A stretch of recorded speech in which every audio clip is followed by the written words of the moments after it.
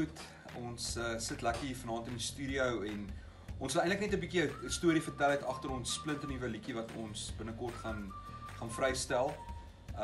Ek dink op die lang pad is ons het actually nog nie 'n regte naam vir hom. Soem my nog net een keer op die lang pad. Ja, ek dink soem my nog net een keer is 'n goeie een vir my. So hoekom lees jy tussen die lyne?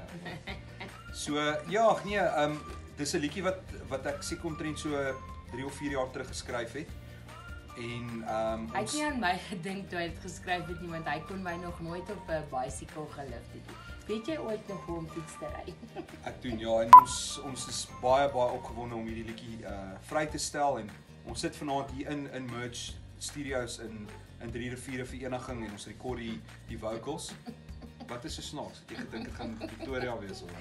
Ja, He's actually goeie studios in vereniging ook. Ons is nog beginners.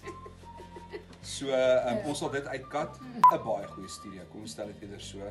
Ons is bevoorreg om bietjie vanaand vocals te kan rekord en dan is die song op pad na Cooler Box Brothers toe.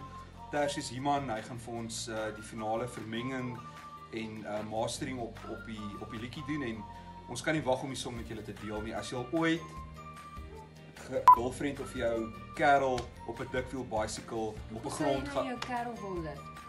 As jy al ooit jou girlfriend of jou kerel op 'n dikwheel bicycle gelift het op 'n grondpad, dan is op die lang pad of soem my nog net een keer. Ver gery om te gaan vry.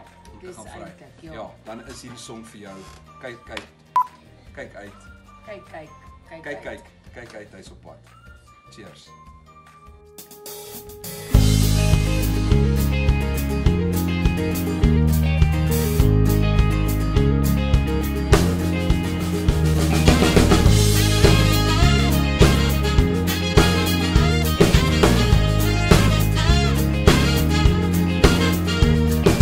Jy moet regtig moeg wees, want jy hardloop heeldag in my kop. Is 'n goeie oefensessie vir jou siel en gees.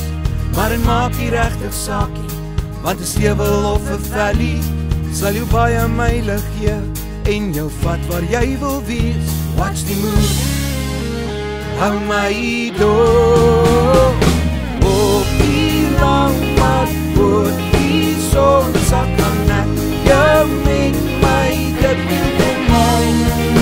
Voor die afdraai kom ek jou oplaai, jy kan sê waar jy gaan. Ons kan nie nou by die rivier of lekker vry in jou paas ski.